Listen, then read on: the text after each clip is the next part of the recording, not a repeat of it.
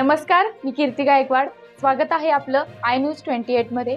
चला तर मग जाणून घेऊयात महाराष्ट्रातल्या ताज्या घडामोडी. वाडा पंचायत समिती येथे पेसा दिन साजरा. पंचायत समिती येथे उत्साहात पेसा दिन साजरा करण्यात आला. यावेळेस विस्तार अधिकारी नितीन मोकाशी यांचे अभ्यासपूर्ण भाषण झाले. तसेच मनोगतमध्ये पंकज चौधरी ग्रामपंचायत अधिकारी, पेसा सदस्य उषा रिकामे कोंढले, निलेश हरल, अब्जे, रश्मी सवर, डोंगस्ते यांनी मत मांडली. अध्यक्षस्थानी शिंदे साहेब गट विकास अधिकारी होते, त्यांनी सुद्धा अभ्यासपूर्ण मत मांडले. कार्यक्रमाचे सूत्रसंचालन महेश भोईर यांनी केले. यावेळेस पेसा गावात उत्कृष्ट कार्य करणाऱ्या कर्मचारी, अधिकारी, पदाधिकारी यांना गट विकास अधिकारी यांच्या हस्ते ट्रॉफी, प्रमाणपत्र व वृक्ष देऊन सन्मान करण्यात आला. यामध्ये उत्कृष्ट सरपंच भरत हजारे, उत्कृष्ट ग्रामपंचायत अधिकारी दीपक पाटील, उत्कृष्ट मोबिलायझर प्रतीक्षा वांगड परळी, उत्कृष्ट ग्रामपंचायत हमरापूर, उत्कृष्ट ग्रामसभा कोष समिती पिंपळास यांचा सन्मान करण्यात आला. यावेळेस व्यासपीठावर श्री अहिरे, विस्तार अधिकारी, गौतम गायकवाड विस्तार अधिकारी, कृषी अधिकारी, सर्व सरपंच, ग्रामपंचायत अधिकारी, मोबिलायझर हजर होते. वार्ताहर इंडिया न्यूज 28 साठी कोऑर्डिनेटर वैभव आळशीच्या जोडीला प्रणय प्रभाकर पाटील, पालघर जिल्हा ब्युरो चीफची रिपोर्ट. ही संकल्पना 1996च्या कायद्यामध्ये ज्यावेळेस राबवली आणि पेसा कायदा सुरू झाला, तदनंतर त्या पेसा कायद्याचे अंमलबजावणी करत असताना अबकड म्हणजे आता आपले हजारे साहेब असतील, त्यांनी पार्श्वभूमी सांगितलेली आहे. आपण आता मुद्द्यावर येऊ. खर्चाचे सूत्र पेसामध्ये नक्की काय असायला पाहिजे, तर ते एक पायाभूत सुविधेच्या माध्यमातून आपण आपल्या शासकीय जे इमारती आहेत, उदाहरणार्थ ग्रामपंचायत कार्यालय, आरोग्य केंद्र आहे, अंगणवाड्या आहेत, शाळा आहेत, दफतभूमी आहेत, गोदाम आहे, गोडाऊन आपण म्हणतो ते, आणि अंतर्गत रस्ते, हे पायाभूत सुविधामध्ये पेसाच्या पायाभूत सुविधेच्या अ भागामध्ये आपण काम करू शकतो. ब मध्ये पेसा वन हक्क कायद्याची अंमलबजावणी. याच्यामध्ये आपल्याला आदिवासींना त्यांच्या उदरनिर्वाहाच्या व्यवसायांच्या संदर्भात प्रशिक्षण सुद्धा या माध्यमातून आपल्याला पेसाच्या माध्यमातून देता येईल. त्याच्यानंतर विकास किंवा मत्स्यपालन व्यवसाय, मत्स्यबीज खरेदी केंद्र आपल्याला याच्यामध्ये करता येतं. पेसा कायदा जी माझी समज आहे त्याच्यानुसार की 73वी घटना दुरुस्ती झाली ग्रामीण भागासाठी, परंतु ग्रामीण मध्ये पण दोन प्रकार आहेत. जे ग्रामीण आदिवासी भाग वेगळा आणि ग्रामीणचा इतर जो भाग आहे तो वेगळा. म्हणजे आपण इथल्या ग्रामीण भागाशी, समजा आपण पुणे जिल्ह्यातल्या ग्रामीण भागाशी नाही कंपॅरिझन करू शकत, म्हणजे तिथला भाग वेगळा आहे. तिथलं तुम्ही जर समजा जुन्नर तालुका बघितला आणि आपला वाडा तालुका बघितला तर याच्यामध्ये खूप फरक आहे.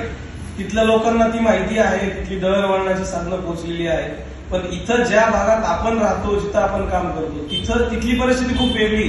लोकांना आपण जे बघितलं, इतके आंदोलन होतात आपल्याकडे की अतिशय मूलभूत गरजा लोकांच्या अजून पूर्ण नाही झाल्या, आणि त्याच्यातून मग ह्या कायद्याची निर्मिती झाली की जे मूल निवासी आहेत या आपल्या देशांमध्ये पूर्ण सगळीकडे, जे झारखंड सारखं राज्य असेल किंवा महाराष्ट्रातला काही भाग असेल, की इथल्या लोकांना 73व्या घटना दुरुस्तीच्या पलीकडे जाऊन काहीतरी वेगळं एक संरक्षण पाहिजे.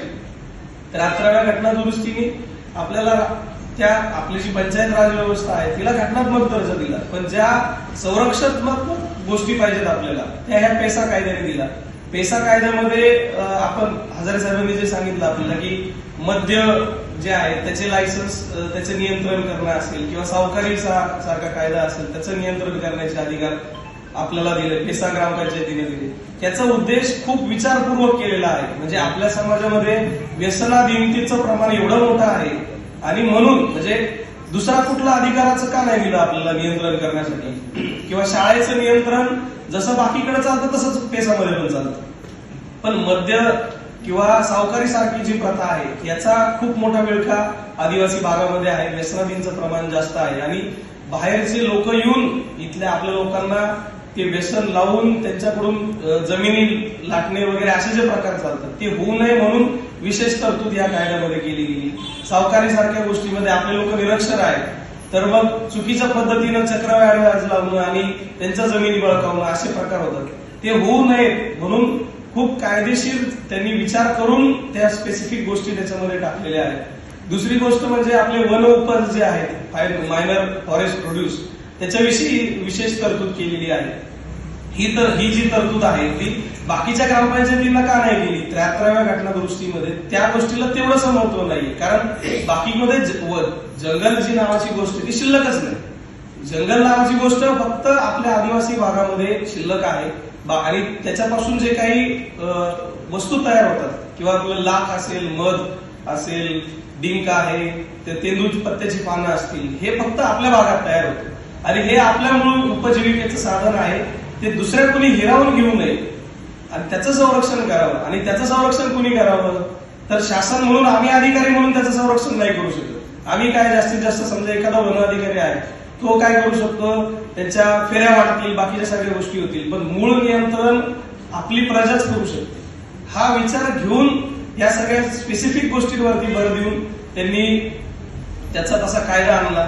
आता वन उपज हा जी गोष्ट आहे, इथं आपल्या इथं तेंदू पत्त्याची पानं कमी आहेत, इथं काय तशी मला दिसली नाही, पण आम्ही मेंढालेखा पण मी बघितलेला आहे. त्या गावात आम्ही गेलो होतो आणि अतिशय चांगल्या पद्धतीचं काम चालतं. ते दरवर्षी त्यांचे ते तेंदू पत्त्याची लिलाव होतात, नंतर ते लाख वगैरे जे असते त्याचे लिलाव होतात.